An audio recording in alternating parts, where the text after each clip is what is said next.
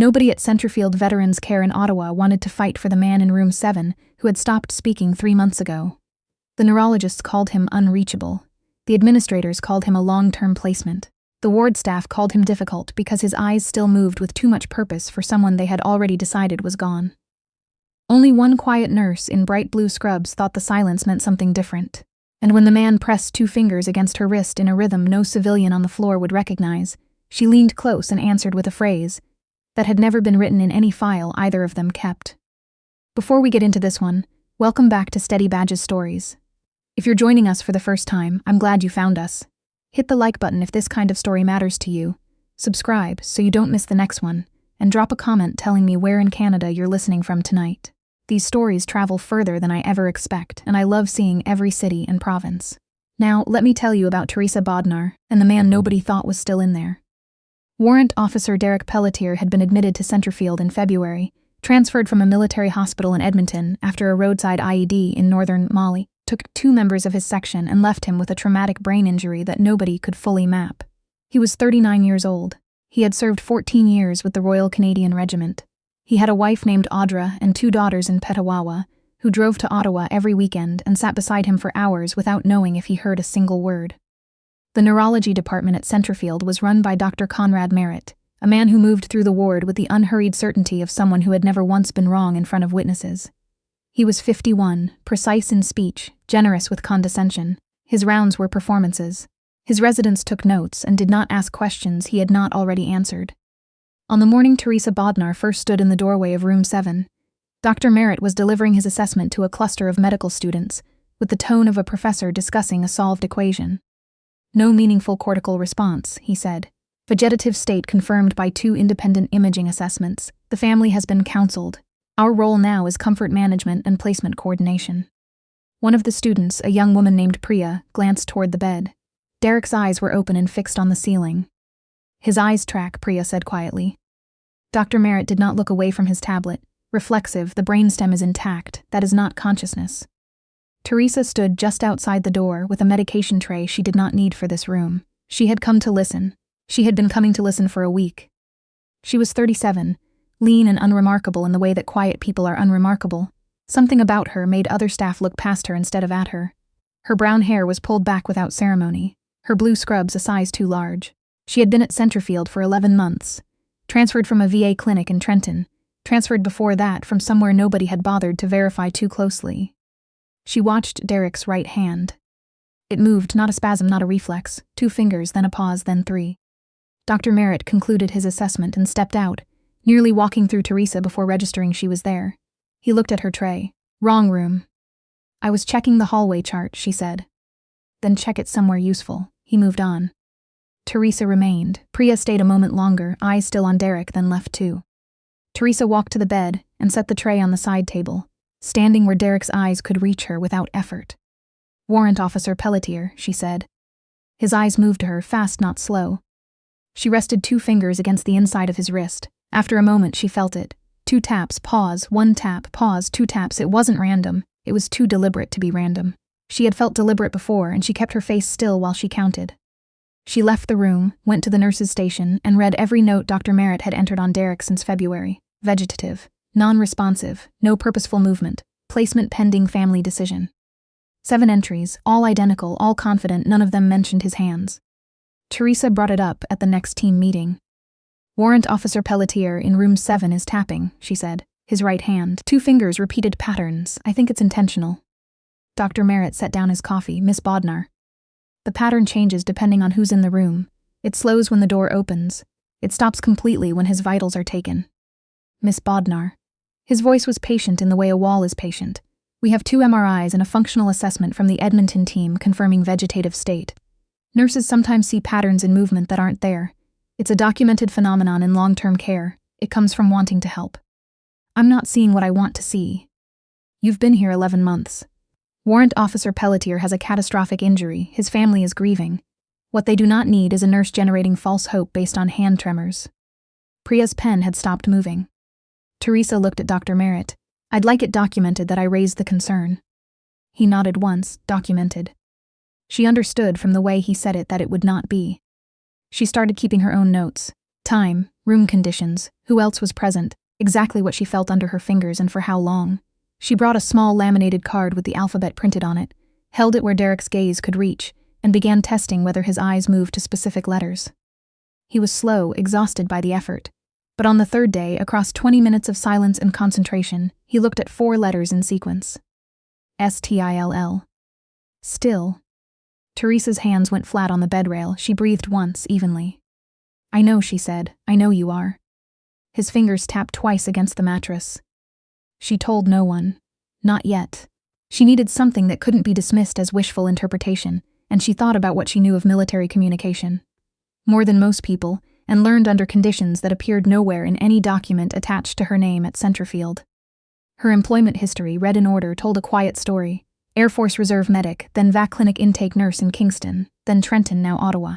Gaps explained by part-time work and a period of personal leave. Nothing that invited follow-up questions. The gaps were not personal leave, but that was not information the ward needed. So Teresa Bodnar wore her blue scrubs, smiled at the right moments, learned which hallways Dr. Merritt walked and when, and documented everything she observed in room 7 in a notebook she kept in her jacket pocket. She was good at waiting. It had kept her alive more than once. The crisis came on a Thursday. Teresa arrived for her shift at ZO 645 and went to room 7 first, as she always did. Derek was in distress. His blood pressure had dropped overnight, his breathing shallow. The chart showed he'd been repositioned twice, but the entries were vague about angle. His chin was slightly elevated. Not much, enough. She corrected the pillow herself, 2 degrees, neutral alignment, and watched the monitor. Heart rate steadied. Blood pressure climbed 4 points.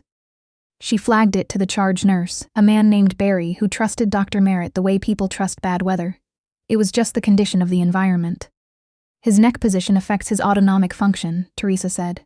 Someone adjusted him wrong last night and his pressure dropped. He's been repositioned per protocol, Barry said. Protocol isn't accounting for the cervical component of his injury. I want neurology paged. Dr. Merritt rounds at 9. His pressure was 68/40 at a 300. I'd like that addressed before 9. Barry paged the on-call resident, who reviewed the chart and concluded the drop had been episodic and self-resolving. Teresa wrote it all in her notebook. At 9, Dr. Merritt arrived and reviewed the overnight numbers without visible concern. Autonomic fluctuation is expected, he said. Not at this amplitude. Miss Bodnar. His patience was the kind reserved for people he'd already decided were wasting his time. You have flagged this patient 4 times in as many weeks. Long-term patients in vegetative states provoke protective instincts in nursing staff. Protective instinct is not clinical judgment. His injury may not be as complete as the Edmonton assessment indicates. The room went still. A resident stopped typing. That assessment was conducted by one of the most respected neurotrauma teams in the country. Imaging 6 months ago, before whatever is happening now. Nothing is happening now except a stable if tragic long-term presentation. He closed the tablet. Document your observations in the usual place. I'll review them at my discretion. Teresa looked at Derek. His right hand moved. She was close enough to feel it. 2 fingers. 3, 2. She recognized it. A sequence. One she had heard through static in the dark, relayed over a radio to coordinates that would never appear on any public map, from a man whose voice had kept a Canadian Forces recovery operation alive for 46 minutes while the LZ was compromised, the weather dropping below minimums, and she was already in the air. She had not heard it since. She had tried very hard not to think about it. Dr. Merritt was already speaking to a resident. The moment passed unnoticed. She leaned over Derek and pressed his hand back. His eyes snapped to her, fast, sharp, undeniably present. What are you doing? Merritt said, watching her now.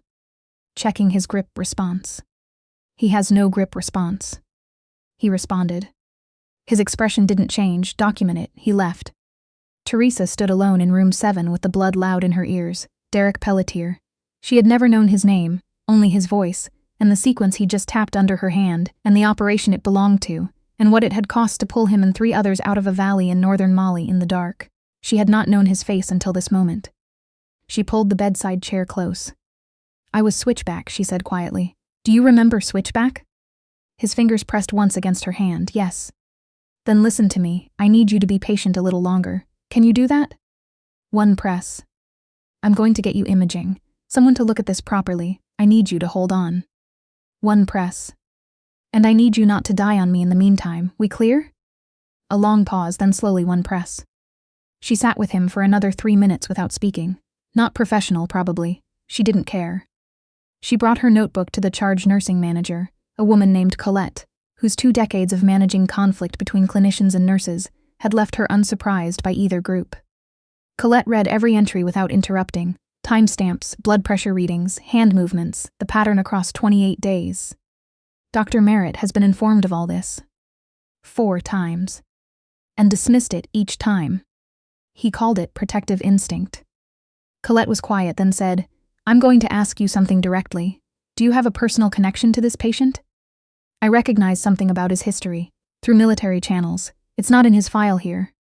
"What kind of military channels?" "Owns I'm not able to specify." Another silence. Colette closed the notebook and slid it back. "I'll request a second neurological consult. Actually, it comes from me, citing documented autonomic instability. Your notes will be attached." Dr. Merritt will block it. He can try. The patient is a CF warrant officer with an active D&D file. There are people with standing to request review that outrank his clinical authority. You know that, and you let him run this ward. Colette's mouth tightened. "I don't run neurology, he does. Until now I didn't have enough paper to push back." She nodded at the notebook. "I do now." The consult went to Dr. Anaya Chaudhary, a neurotrauma specialist at the Ottawa General who had spent 8 years on Veterans Affairs cases. She arrived the next morning, reviewed the file, spent 45 minutes with Derek, then called Teresa into the hallway. "Who documented the hand patterns?" "I did." "You're a nurse?" "Yes." Dr. Chaudhary studied her the way people do when recalibrating their assumptions. "How long have you been watching him?" 4 weeks. He has limited range but consistent response. His eyes are the stronger channel." "Did Merritt see any of this?" "He was present for some of it. He attributed it to reflex." Dr. Chaudhary's jaw moved once. She said nothing about what she thought of that and went back into the room. Derek's eyes moved to the door the instant it opened. Dr. Chaudhary noted it, ran a series of quiet, methodical tests. No narration, just work, and at the end sat on the edge of the chair and looked at Derek directly. "Warrant Officer Pelletier. My name is Dr. Chaudhary. I want to ask you something, and I need you to understand it before you answer. Are you ready?" 1 press. "Do you understand you're in a hospital in Ottawa?" 1 press. "Do you understand you've been here since February?" 1 press, a pause, then a second, slow and deliberate, emphasis not repetition. Teresa looked at her. "He's been aware the whole time." Dr. Chaudhary stood, her face carefully controlled. "I'm ordering MRI with functional connectivity sequences, full cervical spine, and a neurosurgical consult before the end of today." Dr. Merritt appeared in the hallway 17 minutes later. "Dr. Chaudhary, I wasn't notified of a consult. It went through nursing management. Your office should have it. I run neurology on this ward. Consults here are coordinated through me. His autonomic instability has been documented for 4 weeks without imaging follow-up. I have standing with the VA file to request independent review. The patient is in a vegetative." "He is not vegetative." Her voice did not rise. "He has locked-in syndrome or a functional variant. His cognitive function is intact. He has been communicating through hand pressure and eye tracking for at least 4 weeks, which means he has been conscious throughout his admission and fully aware of his own prognosis being delivered to his family as permanent and hopeless." She paused. "I'd like the MRI ordered within 2 hours." Merritt looked at Teresa. Something in his face shifted, not guilt, calculation. "Nurse Bodnar, we will discuss your conduct in this matter separately." "We will," Teresa said, after the MRI. The imaging found a compressive epidural lesion at the C2-C3 junction. Dynamic in nature, it shifted with position. It had been missed because the original Edmonton imaging was done with his neck in slight extension, the position that compressed it most. In neutral alignment, the shadow was still there, but smaller. Treatable. Neurosurgeon Dr. Olivier Beaulieu studied the scan for a long time before speaking. "How long has he been here?" 11 weeks, Teresa said. "In what position, typically?" "Head of bed at 30 degrees, standard pillow. His neck has been in intermittent extension throughout." And nobody caught the correlation between position and the autonomic episodes. It was raised 4 times. He turned back to the scan. "Surgery tomorrow morning, decompression, no guarantees on motor function, but the cord isn't destroyed, there are preserved pathways." "Preserved pathways are enough," Teresa said. Beaulieu looked at her again, something in how she'd said it. "You're the nurse who's been tracking him." "Yes." "How did you know to watch his hands?" She was quiet a moment. "I recognized the pattern." He didn't press, but nodded once, as if he understood there was a longer answer and chose not to need it yet. Dr. Merritt suspended her that afternoon. Unauthorized intervention, conduct unbecoming, inappropriate relationship with a patient. The standard language that meant, "You made me look small in front of witnesses, and I want you gone before anyone asks more questions." Teresa read the form and handed it back to Colette. "The surgery is tomorrow morning." "You're suspended, Teresa." "I know, I'll be there at 6 regardless. If you're in this building suspended, I can't protect you from whatever Merritt files next." "I know. Is there something I should know about you? Why this particular patient matters to you specifically?" Teresa was quiet. "I made a promise to someone once, a long time ago, that I would come back if they needed me." "That person is in room 7. "Yes." Colette folded her hands on the desk. "Be in the family waiting area at 6. Not the ward, not the OR. Audra Pelletier is going to need someone to explain what's happening to her husband in language that isn't medical jargon."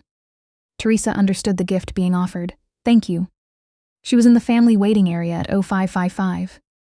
Audra Pelletier arrived at 0620 in a winter coat she hadn't fully zipped. Her daughters, 7 and 9, staying with her mother in Petawawa. She wore the look Teresa had seen in 100 family rooms, someone who had braced for the worst so long that hope felt like a trap. "I'm Teresa, one of the nurses from Derek's ward." Audra sat. "Dr. Merritt said there's a surgery." "Yes. He said there was a lesion nobody found before." Her voice was careful, not accusatory, too tired for accusation.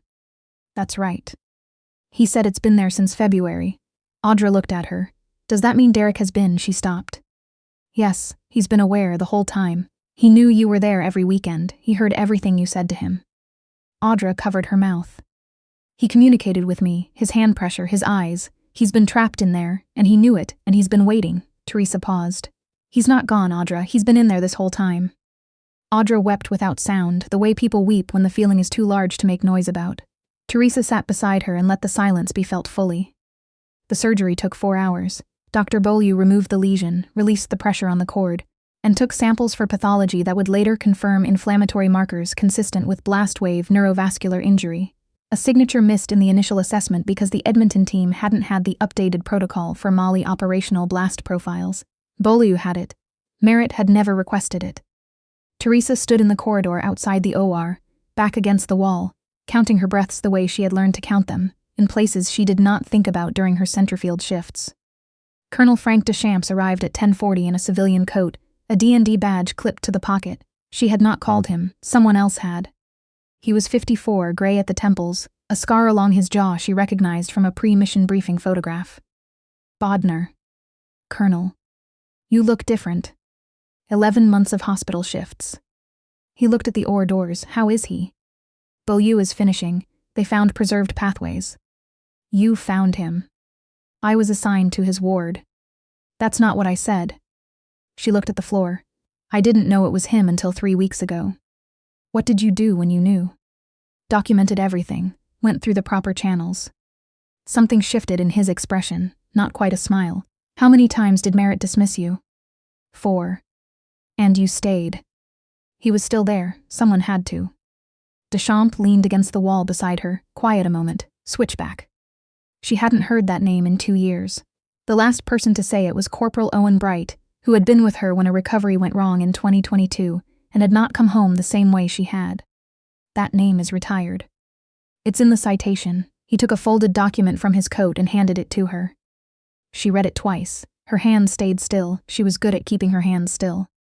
"Owen left a statement before he was discharged," Deschamps said. "Wanted it filed. I held it until there was a reason to open it. He said it wasn't my fault. He was insistent. He should have been angry. He wasn't." Deschamps looked at the OR doors. "Bodnar, you pulled 6 men out of an unsupported LZ in a storm with no overwatch and 1 comms channel. Bright's injury was from the blast, not your timing. He knew that. He needed you to know it too." Teresa pressed her back against the wall. The corridor felt very bright. "He's in Vancouver now, running PT sessions at the Jericho base clinic. He asked about you when I spoke to him." She closed her eyes a moment. "There were things I couldn't fix. I took the ones I could find." "I know," he said quietly. "That's what you've been doing here." The OR doors opened. Dr. Beaulieu came through. "Decompression is complete, no complications. The cord was under pressure, not severed. I can't promise function, but the pathway exists." Teresa let out a breath she'd been holding for 4 hours. Derek Pelletier woke at 17:30. His wife was beside him. His daughters had been driven down after all, because some things could not wait for logistics. Teresa stood at the foot of the bed. His eyes found her immediately. She set the letterboard where he could see it. Take your time. His gaze crossed the letters with the slowness of a muscle learning to move again. THANK. Don't, she said, shaking her head. SWITCHBACK. The older daughter looked at her mother. What does that mean? Audra looked at Teresa. It means he remembers someone who came for him once before, Teresa said, looking at Derek, and she came back. His right hand moved, one finger lifted from the blanket, barely, but lifted. Audra covered her mouth again, differently this time. Teresa watched the finger, the motion that hadn't been there 48 hours ago, the cord that had never been severed, only buried under pressure, waiting for someone to believe it was still alive. What happened after was slower and louder in different ways. Dr. Merritt's suspension of Teresa was reviewed and reversed within a week by the Centerfield Medical Oversight Board. Partly because Colonel Deschamps made 3 phone calls, partly because Priya, the medical student present at every dismissal, submitted a written account of what she'd witnessed and asked carefully whether there was a mechanism for reporting a senior physician's failure to act on documented nursing observations. There had always been, nobody had used it on Merritt before. An audit of Derek's admission records found 17 instances of documented autonomic instability that had never triggered imaging review. It also found that Dr. Merritt was principal investigator on a rehabilitation research program funded jointly by a private medical technology firm and a federal grant. A program that required candidates with confirmed vegetative state diagnoses and strong military records, and whose funding structure rewarded long-term enrollments. Derek's signed consent form for the program was dated to the week of his admission. He had not been capable of signing anything that week. Merritt resigned before the ethics board concluded its review. The resignation did not stop the review from concluding. The medical technology firm lost its federal contract. Derek spent 8 weeks in rehabilitation before he could move both hands with purpose, 4 months before he could sit unsupported. His speech returned in fragments, then sentences, then the dry, unhurried humor Audra said was the most Derek thing about him, the thing she had missed most. He was not cured, he would not be the same as before. But he was there and he knew it, and that turned out to matter more than any prognosis. The ward changed its intake protocol. Every veteran admitted with a disorder of consciousness now receives a mandatory 48-hour behavioral observation period before final classification, conducted by nursing staff using a standardized communication checklist. Staff took to calling it the Bodnar assessment. Teresa found it embarrassing. Everyone else found it perfectly reasonable. She kept wearing the 2 large blue scrubs. She kept her badge clipped at an angle that made it hard to read. She kept her voice level, and her hands still in front of men who had decided they were the authority in the room. Some things she did not change. Deschamps sent her Owen Bright's number on a plain white card. She put it in her jacket pocket beside her notebook and let it sit there a few days before working up to it, which surprised her, since she had never needed time to drop out of an aircraft in a windstorm. That kind of courage she'd always had. This other kind was harder. She called on a Tuesday evening, standing in the Centerfield parking lot after a 12-hour shift, watching the last light go orange over the Ottawa River. Owen answered on the second ring. Switchback, he said, like he'd been waiting. That name is retired. Good, I was getting tired of it anyway. She laughed, more ragged than she intended, and didn't apologize for it.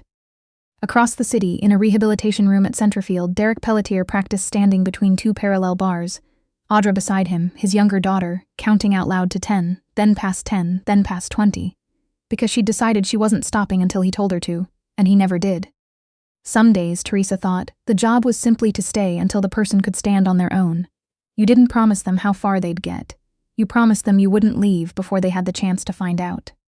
She had broken a lot of things in her time. Promises were not among them.